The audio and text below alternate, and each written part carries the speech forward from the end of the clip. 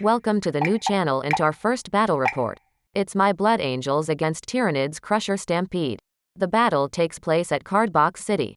We play Vital Intelligence from the Grand Tournament Mission Pack 2021. It is a hold 2 hold more mission for primary score with sticky objectives, which means you do not need to stay on the objective to control it the following turns. 4 objectives are placed in no man's land and 1 in each deployment zone. We play the cardbox walls as obscuring terrain. The other pieces are ruins and barricades. Tyranids win the deployment roll-off and choose the deployment zone with the big line of sight blocker in the right corner. From left to right, Shooty Hive Tyrant with Devours. 2 5-man Tyranid warrior squads. The Scythed Hierodule straight at the line and the Swarmlord slightly behind. Next we have a 3-man warrior squad, the Maleceptor, and 3 Carnifexes in front of him. On the right side hides the winged melee Hive Tyrant. 2 Lictors and the Moloch stay in deep strike. Blood Angels deployment. From left to right, scouts are infiltrating in the left corner behind the small ruins. The Landspeeder storm ready to pick them up. Next are 5 Death Company Marines with jump packs and 2 power fists. Followed by Primaris Chaplain on bike and 3 Blade Guard veterans. The 10 Vanguard veterans are hiding behind the centered wall. The Land Raider and the embarked Death Company Marines with jump pack and thunder hammers secure my right flank. And last but not least 3 Eradicators wait behind the smaller wall. In reserve I have 2 5-man assault squads. The Stengard veterans with Stormbolters are inside the drop pod. And finally my Death Company Lieutenant with double lightning claws is also in deep strike. For secondary missions I choose behind enemy lines. Retrieve Octarius data and bring it down. Tyranids take Stranglehold. Retrieve Octarius data and warp ritual. I win the roll-off and Blood Angels go first. Before the game starts I decide to move my Death Company via stratagem 12-inch forward. Why? I don't know, but anyway. Blood Angels. Turn 1. I consider moving the Death Company directly in front of the melee Hive Tyrant for first turn charge. And possibly slow it down a bit. Wait, let me explain something to you. But then decide against it and leave them at the marker. The Land Raider pulls slightly to the left to lure the big beasts off my right flank. The Blade Guards with Chaplain position themselves for a possible counterattack. Landspeeder secures the top left marker so the scouts can actually stay out of sight for another round. The Eradicators remain in cover as the only targets, the Scythed Hierodule and various Carnifexes, are protected by a stratagem available from the nearby Maleceptor. It reduces weapon strength from shooting attacks by 1 and thus the Eradicators would only wound on 4s or 5s. Carnifexes are also -1 to hit so I hold the Meltas back. Shooting. Complete waste of time.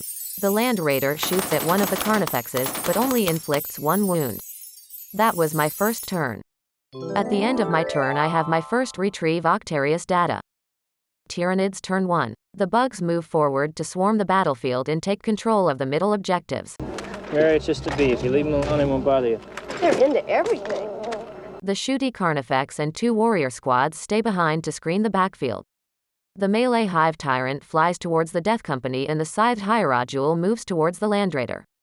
Going into the psychic phase, the Scythed Hierodule is buffed to the Himalaya with +1 to hit, 5+ feel no pain and 2 additional attacks. The Hive Tyrant smites 2 Death Company Marines away. In the shooting phase, the Scythed Hierodule moves again thanks to the Swarmlord's ability Hive Commander and stops 1 inch in front of the Land Raider. Fight phase. Unsurprisingly, the Hive Tyrant destroys the 3 Death Company and the Scythed Hierodule smashes the Land Raider to the ground. Thank God it doesn't explode and the 5 Death Company with Thunderhammer all survive, leaving their destroyed taxi. Hierodule uses the stratagem Overrun and jumps back to avoid the revenge of the nearby Blood Angels melee units. Tyranids score Stranglehold and do their first Retrieve Octarius data but missed to do the Psychic Ritual. Blood Angels turn 2. I score 5 points primary for being on 2 objectives. Already looking grim for the Blood Angels, I decide the Hive Tyrant has to die this turn. Movement phase. Everybody moves in strike range. The veterans move towards the Hive Tyrant and leave the full buffed Hierodule unnoticed. I want to avoid her in melee 1 more turn and deal some damage with shooting. Which in retrospect was certainly a mistake. Anyway, the Eradicators come out from behind cover and everything else moves towards the Hive Tyrant. Scouts embark and the landspeeder drives them into the Tyranids deployment zone to score for behind enemy lines. One of the assault squads arrives from deep strike and does rod in my second table quarter. And the drop pod with the Stengard vets also arrives. Can you fly this plane and land it? The plan is to block the hierodule one turn away. However, when I look at the photos while writing these lines, I am now realizing that pod is not allowed ending up where I placed it. Since the distance to the hive tyrant is way under 9 inches. My opponent didn't notice either. We made sure I stay outside 9 inches to the hierodule in the Carnifex but ignored the tyrant completely. Apparently we both assumed he was already dead after he has been surrounded by Death Company, Blade Guard, Chaplain on bike and Vanguard veterans. I see dead people. The Eradicators shoot at the hierodule, and do nothing, absolutely nothing. Melting only the dust in front of them. The Stengard's 40 shots inflict 1 wound on the injured Carnifex. Getting angry about their incompetent brothers, the drop pod crew fires its Stormbolter and does 1 additional wound to the injured Carnifex. End of shooting.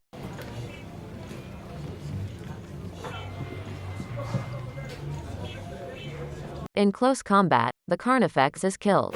The tyrant interrupts and I use the stratagem Angel's Sacrifice so he can only attack my chaplain. The chaplain tanks everything and in return the tyrant is slain. The Stengard veterans use their consolidation to move in front of the Death Company to shield them a bit from the Tyranids' counterattack next turn.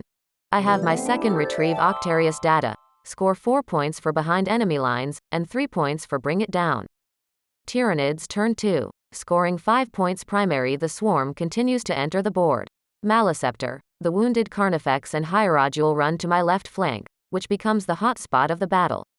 The hierodule kindly gets another move from the Swarmlord and stands squarely in front of the Vanguard veterans, which I was trying to avoid at all costs.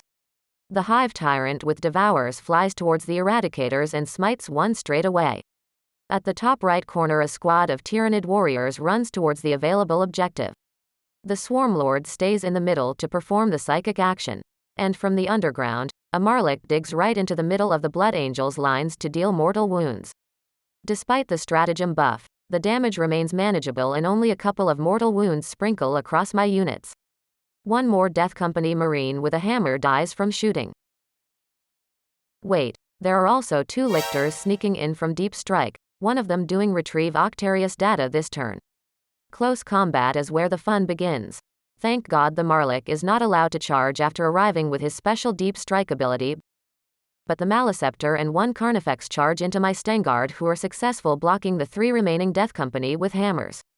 The shooty hive tyrant doesn't make it into the 2 Eradicators, leaving them alive 1 more turn.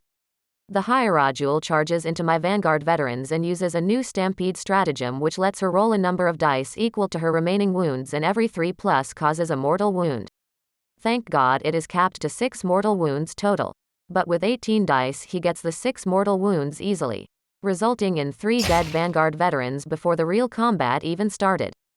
Due to 3 extra attacks from the psychic power and my average 4+ invulnerable saves, only 2 Vanguard vets survive the massacre. The Stengard does a good job, losing only 3 models to the Carnifex and Maleceptor. Moral phase. The 2 Vanguard veterans screw up their moral test and one says goodbye, leaving the sergeant alone. Tyranids do their second rod and score 3 warp ritual and stranglehold. Blood Angels turn 3. Assault doctrine now active. We're under attack! Yeah, boy, yeah! I score 5 primary points. Movement phase. The single Vang veteran sergeant goes via Blood Angel's stratagem back into deep strike. He needs a short break after seeing his whole squad eaten by the hierodule.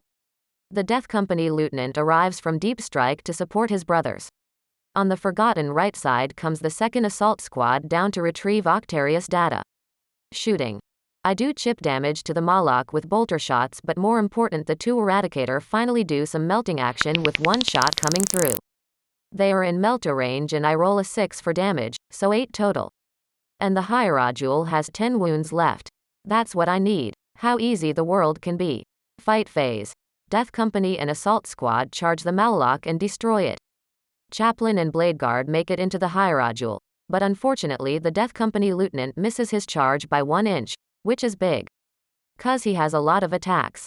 More precise 8. With reroll wounds and also hits if he uses one of his death vision abilities.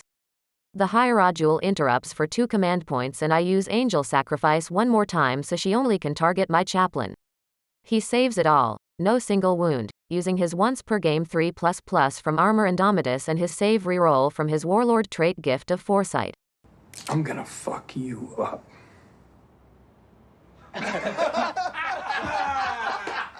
But in return the Blade Guard and Chaplain are only able to drag down a couple of wounds from the monster, leaving it alive. The -1 damage really comes into play. Anyway, oh yeah, some chip damage in the fight between Stengard, Carnifex and Maleceptor, leaving 4 Stengard veterans alive. Scoring. 3rd Rod, behind enemy lines and 2 points for Bring It Down. Tyranids turn 3. The Hive Mind scores 5 points primary. A bit shuffling around and the Swarm Lord joins the Hierodule. After some psychic buffs for the Hierodule, the shooty Hive Tyrant kills the 2 remaining Eradicators with a Super Smite and is sad that he now won't have any close combat victims in the fight phase. Straight into the shooting phase. At the objective in the top right corner the Tyranid warriors shoot at the 5-man assault squad, forcing me to take 8 saving throws on 4+, of which I pass 7. Okay, back to the hotspot. The Swarmlord charges my chaplain and kills him, no questions asked. Hierodule eats the rest of the Blade Guards and survives with 2 wounds left. Over at the one-way street, both sides cause some chip damage but the defending Blood Angels hold stand. This turn Tyranids score Stranglehold and do their 3rd Rod. Blood Angels turn 4. I have not much left on the board. The lonely Vanguard veteran sergeant arrives from Deep Strike and prepares himself for charging the Tyranid warriors. Close combat is where all the action takes place now. But wait, luckily I remember the Stormbolter from the drop pod. It shoots the big monster right in front of his guns. Stormbolter hits, wounds the Hierodule 2 times, and almost killed it, forcing 2 saves on a 3+, but the monster survives with 1 wound remaining. My 5-man assault squad at the left upper corner charge the Tyranid warrior. 3 remaining Death Company charge into the shooty Carnifex, which can't overwatch, 'cause I used a Landspeeder strat to shut it down. And of course the Death Company lieutenant charges the Hierodule to avenge his murdered battle brothers.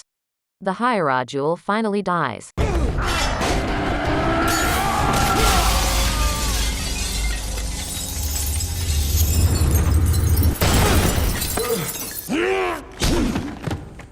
The Carnifex also get mulched to death. Both assault squads survive, dealing a bit of damage. I get 12 points for maxing out Retrieve Octarius data, and 4 points each for behind enemy lines and Bring It Down. Tyranids score 15 points primary at the start of turn 4. Not much left on the battlefield. The Tyranids however are in advantage with 3 big healthy monsters and 2 warrior squads which focus on getting points for the psychic action and rod. The Swarmlord runs to the Death Company and the Hive Tyrant flies into the middle of the board. Combat looks grim for the assault squad, but 2 survive. The Maleceptor gets successful blocked one more time and only kills 1 Marine. But the Swarmlord eats my Death Company and while still hungry, consolidates into the nearby Landspeeder. The scoring only sees Stranglehold for 3 points this turn, because the Hive Tyrant forgot to do the psychic ritual. Blood Angels turn 5. Not much left to do, because my capability of scoring or denying points are very limited. Yet I score 5 points primary. The scouts disembark and attack the 3 warriors with shooting and combat. They almost killed the whole squad, leaving 1 warrior on 1 wound. The Landspeeder falls back to stay alive and together with the scouts, scores me my last points on behind enemy lines, which I max out for 15 points total. Elsewhere, in the charge phase my Death Company lieutenant runs into the Hive Tyrant, only to get snacked immediately. He couldn't do anything important anyway, and at least that's how a glorious death should look like for a member of the Death Company. Rest in peace. At that point we call it a game and go quickly through Tyranids turn 5, adding the remaining points. This is the final score. Tyranids win, scoring 74 points. Blood Angels had a rough time facing all the big monsters at the middle objectives. Point-wise I lost the late game on primaries because I ran out of units. Although my secondary scoring was solid, I think. The Stampede Tyranids are no joke. Big monsters with 5++ in reducing incoming damage by 1 makes them a lot more durable. Maybe I would have been in a better place if the Haradul died 1 turn earlier, and my Vanguard veterans could have taken care of the other big bugs in late game. The new stratagems and psychic discipline also buff the Tyranid damage output in a great way, and counting the remaining wounds for determining the number of models on an objective helps the big bugs to play the objective game better than before.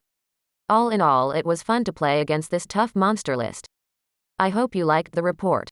Until next time, happy dice rolling.